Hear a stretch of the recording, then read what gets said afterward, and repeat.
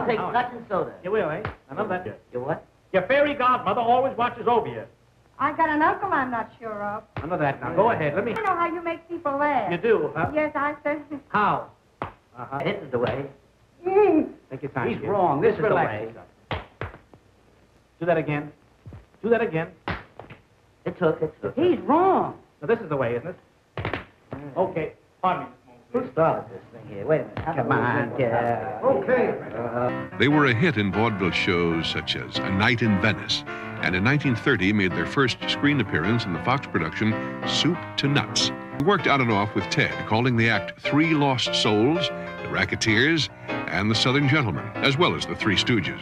Here Shemp worked solo with RKO, doing a Stooge act of his own. Here's a clip from the rare Knife of the Party. Wait a minute, fellas. That's my new saw. What do you want? What is this? What do I want? Yeah. How do you like that? Say, why don't you leave him alone? Oh, stop. Don't tell me what it... You see that? Yeah. I'm a little too quick here, ain't I?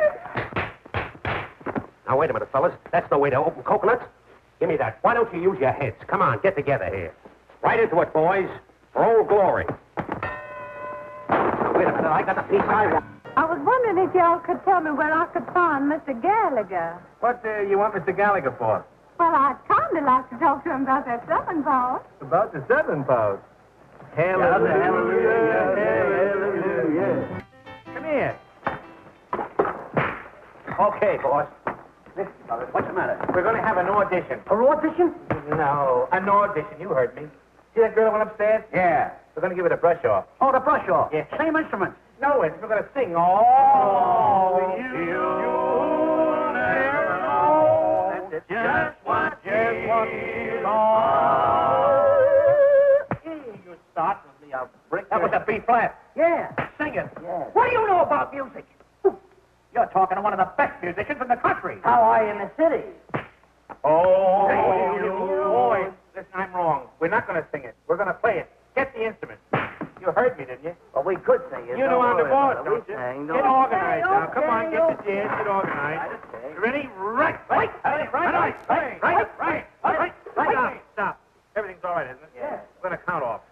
1, 2, Button your shoe. 3, 4, Close the door. 5, 6. Brush her off. Oh. The boys made nearly 200 shorts and guest appearances and features. When they weren't making pictures, they were on the road doing live shows. They worked relentlessly, all the time. The most loved Stooge was Jerome, better known as Curly. Curly was described as the life of the party, and since he had very little show business experience before he joined the act, he relied on his natural personality to get him a place in the lineup. In one-on-one situations, he was reserved and somewhat difficult to get to know personally. But with his pals Mo and Larry, the little kid in him would shine. Curly was one of the few true but seldom recognized comedy geniuses. Curly's ex-wife Elaine remembers the boyish Curly and his love for animals. Well, at one time, I remember very well, we had a little dog, and I came home, and I wasn't that crazy about dogs, and this dog went out with me for a walk, and he saw Curly coming down the street, and he ran right in front of a car and got killed in front of us both. So I kept running because I didn't want to go home, and Curly was so upset. But Mo had the brother to this dog, and he gave it to Curly, so we had another dog to go with it. In every town the boys would perform in, Curly would buy a dog that would later wind up at home to drive his wives crazy. Oh, Curly, I beg your pardon. He was commonly known as Curly, or his name was Babe. Mo's name for Curly, they called him Babe. Actress Julie Gibson remembers working with Curly in Three Smart Saps. And they said I had to marry Curly. And I was so upset because of the Three Stooges, the one I liked the least was Curly because he had a shaved head. Of course, this was pre-Kojak, and it was pre-Bald is Beautiful, Yul Brynner, you know. So I thought he was ugly with that shaved head. And the worst thing was that I guess he was so painfully shy that he really did not know how to communicate with you. So the minute they said cut, poor Curly was just, he just disappeared into the woodwork. He was a cut-up when we were out in public, and he'd take spoons and bend them and play them to music. He was very talented musically. Three Stooges are three living caricatures. This is how I conceived them, how I treated them. And I had a lot of very, very great help. Gosh, Columbia had such a great, wonderful stock company at that time. There were great, wonderful, beautiful people. I'm very fortunate to have known most of them and worked with a lot of them. Besides Jock Mahoney and the lovely Christine McIntyre, the Stooges stock company included the familiar faces of Billy Gilbert, Kenneth MacDonald, Phil Van Zandt, Bud Jameson, and the versatile Emil Sitka, who could and would do anything. Now, the old man, on a stage, I've done it in many ways, you know. Depends on what the role called for. It could be a tragedy, a comedy, or a drama. So it wasn't too new for me to do an old man, but in this script with Jules White directing, it was Amos Flint, the first old man I did with the Stooges. Maybe you guys remember that, in all gummed up.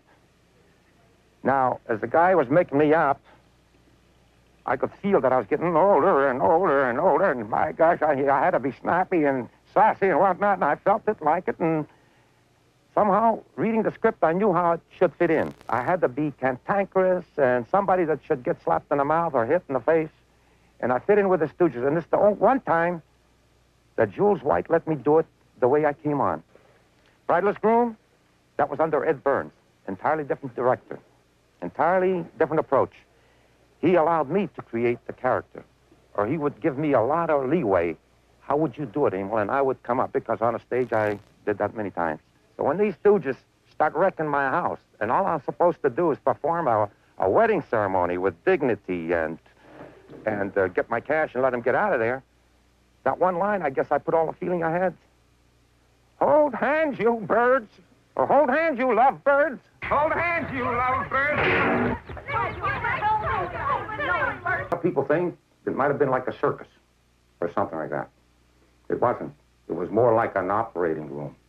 Surgery. Believe it or not, the Stooges were real professionals, you know. They showed up to work like a workman, dressed with their hair combed back and whatnot. But once they got their suits on, I say clown suits, they were ready for what is precision timing of every scene that they're about to do. So when the lights came on, director says, all right, let everybody on a set. And that whole big crew stand still with their jobs ready to do. It was like you're going to perform surgery and everything has to be precisely timed. What? And working with the Stooges was not easy. You had to maintain a severity of countenance. You couldn't let what the Stooges were doing behind you register on your face, although they were going crazy, or with whatever they were doing.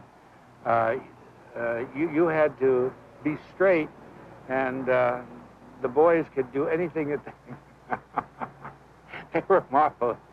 Yeah, one of the things that I remember about these fellas was they were all very friendly, but once in a while when they had a scene where Mo would give them hell and start smacking them, and then they'd start smacking each other, and they would do the scene to perfection and would never hesitate. But the minute the camera stopped, then they would start swearing at each other and hating each other.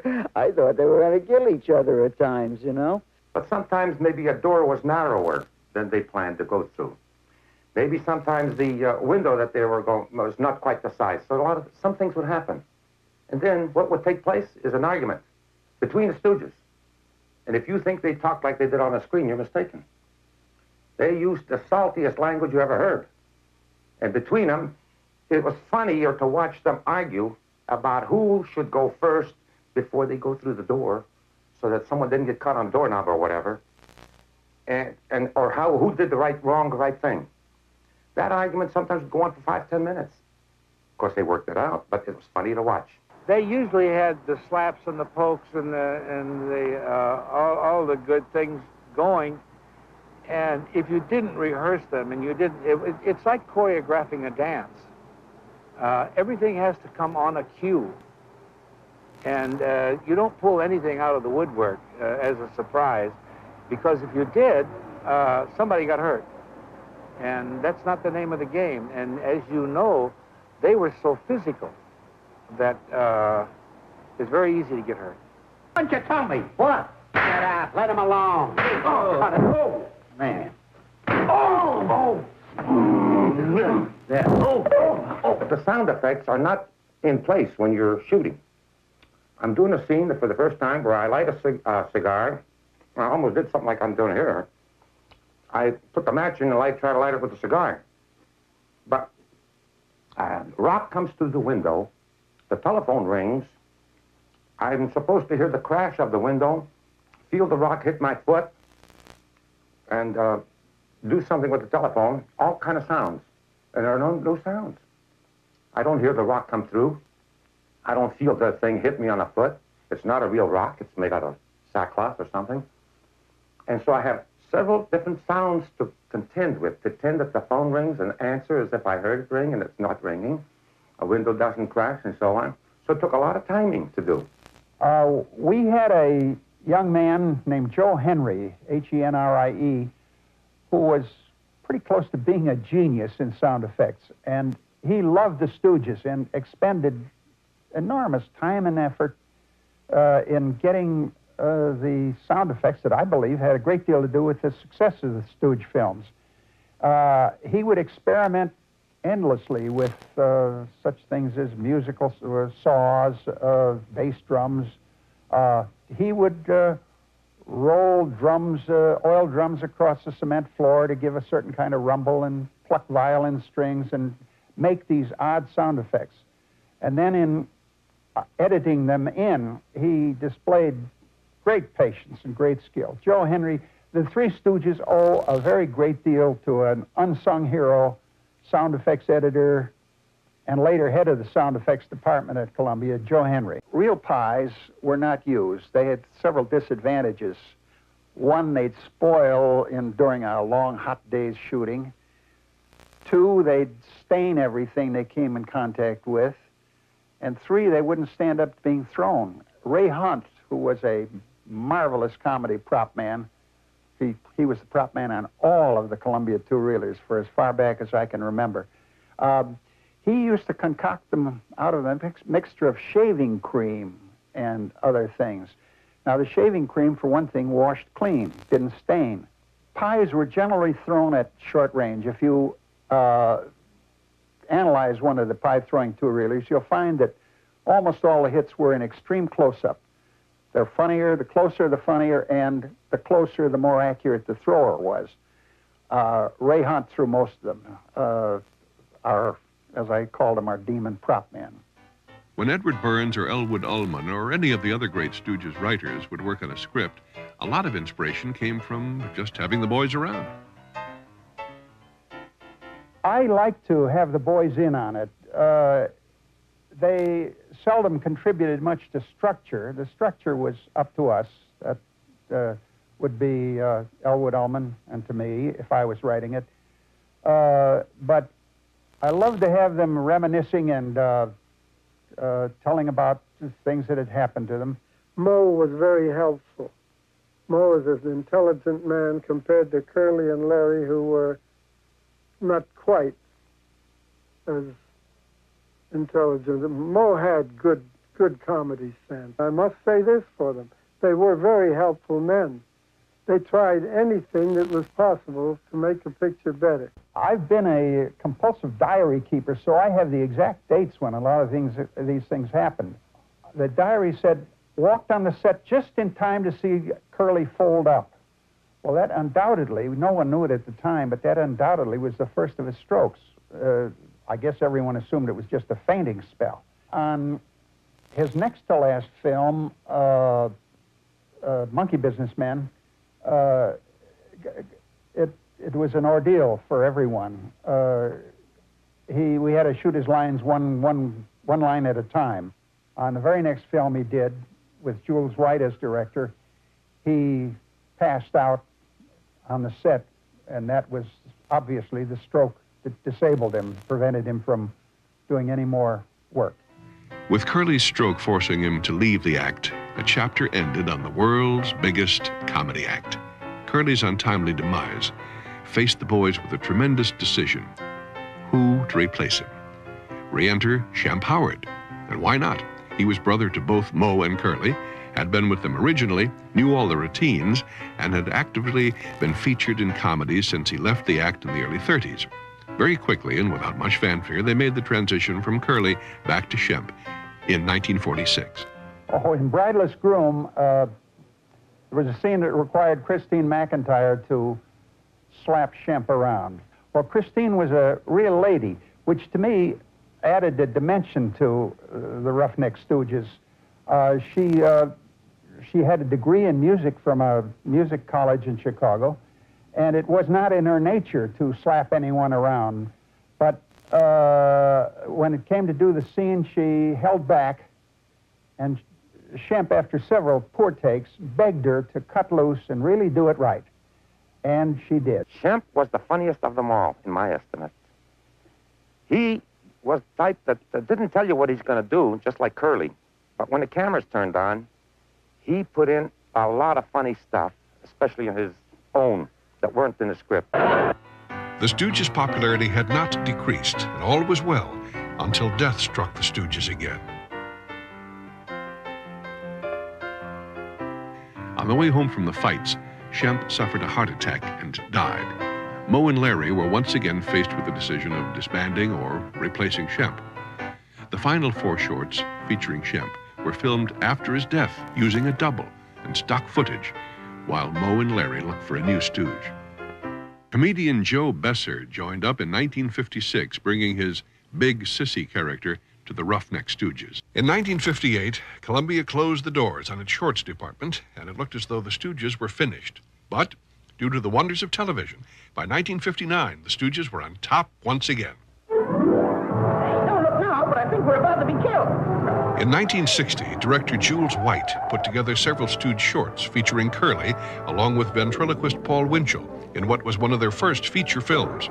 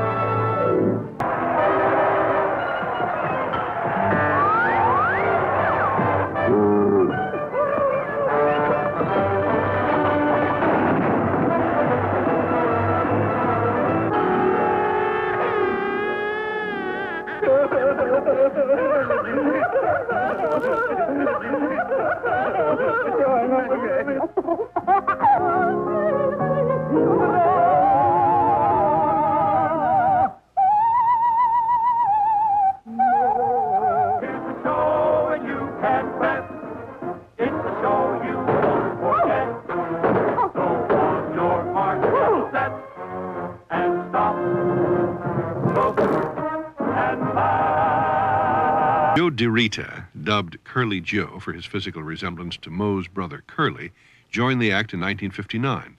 A seasoned burlesque performer, Curly Joe's simple style and the age of the boys themselves caused the violent slapstick to be toned down, and the emphasis was put on a more childlike type of comedy.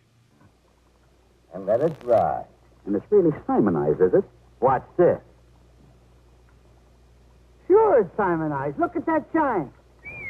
We'll be famous. We'll make a fortune. We'll call it Instant Simonized. Instant Simonized, you lame brains. You can already buy Instant Simonized everywhere.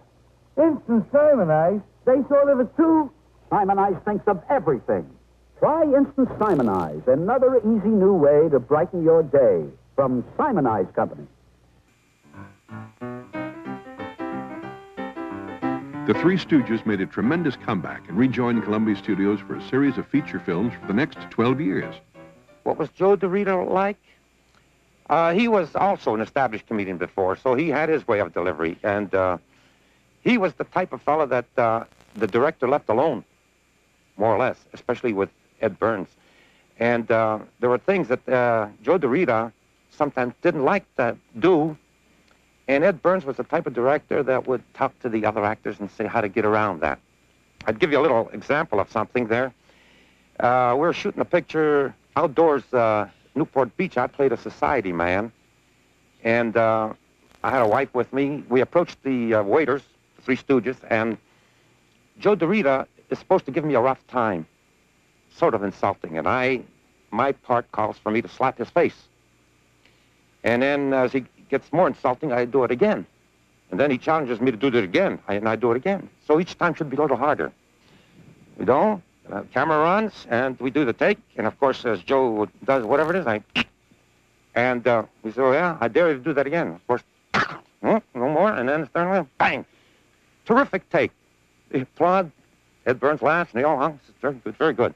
But oh, no, what's this? Oh, my, not them. Yes, it's the Three Stooges who are making history, all right, but laugh history. In their first full-length feature motion picture, Have Rocket Will Travel. Throw things at us! Duck! Try to contact Earth. The boys had always dreamed of making features, and for many of the films to come, the veteran writers, directors, and faithful employees from the Shorts days came back to give the features the old touch. No change in their course, huh? None. They can't control it. The ship's on an automatic course to the planet Venus. We got contact. Take that down, quick. For the first time, the world's craziest comedians are really out of this world. Or admit it. We did it. Have rocket. We'll travel in space.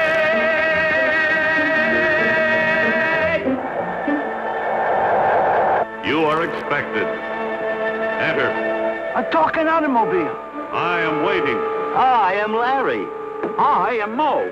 And I am Curly Joe. Take us to your leader. Say, we are going on a trip around the world. In a boat? No. In a plane? No, in a daze.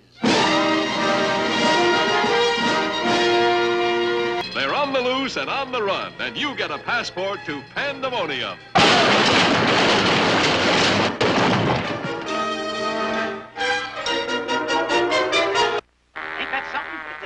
It's a sub. It's a plane. Let's put it in orbit. I'll drive it. What are you, some kind of nuts? Yeah, astronauts.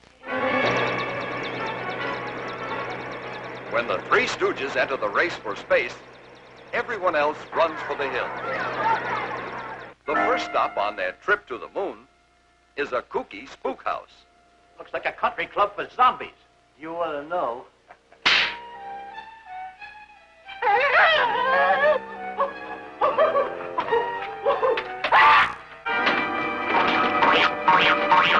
Swept me off my feet. I'm being carried. When the Stooges gum up the goofy plans of a gang of gruesome Martians, who's to know who's friend or foe? That's right! This is a red alert! The Stooges versus Martians. Play Ring Around the Moon.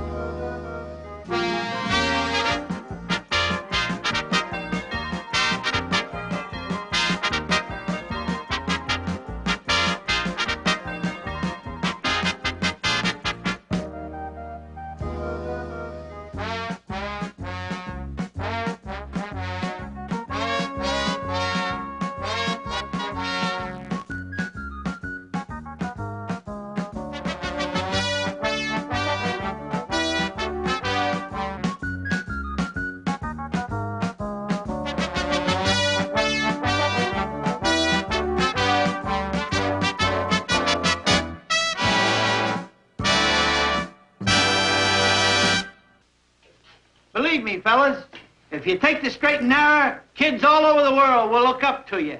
Yeah, when we get back to Boston, we'll print picture books about you. And songs and stories. Your names will live forever. You may even get into TV. TV? Yeah, transformed varmints. Anonymous. I'm sold. Right now, Trevor Road up and bald now selling guns and ammunition to the Indians. Right, they're going to try to start at daybreak by morning.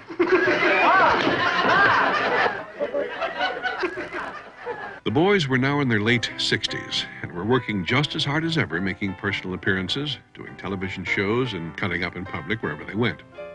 It was 1969, and the Stooges were working on what was to be their last film when lovable Larry suffered a stroke that forced him to leave the act. He spent his final years in the motion picture country home and occasionally made personal appearances in schools. He even wrote a book on his life and show business. Moe, now in his 70s, was determined to continue the act, even without Larry. And many times, in those 30 years, after Shemp died, he would say to me, he says, "You're going to be a Stooge one day." I said, "Oh, come on, Mo, I'm better than that." "No," he said, "and I want you to." How it was to be or come about, I just used to dismiss as a compliment. Until, years later go, sure enough, Mo says, what I tell you, you're going to be a Stooge. The picture's in the works. It's all ready. It's planned. It's definite. It's positive. The contracts are drawn up. And sure enough, it was for the jet set to be shot in Palm Springs. I am the Stooge. It's official. Now we're waiting for Mo. Mo calls and says they're shooting. They want us on a set next week, but we're going to postpone it for a week. So I'm still on with the thing, and very much so going to make a good job of it. And Joe accepted the fact. We had this meeting, and Mo says that we don't even need to rehearse because you know how to do it, and I know you're going to come up with a good character and so on. Time goes, another week, he postpones. Producer calls me, "There's something wrong with Mo?"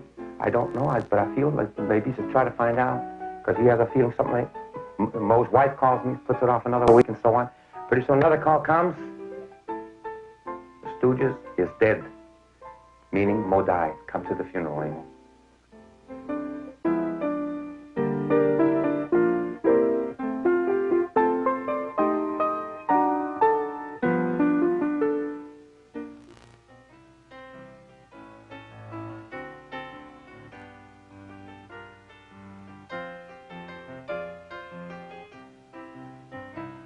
Who would ever imagine that the underdogs of comedy, the Three Stooges, would be called the funniest guys in the world?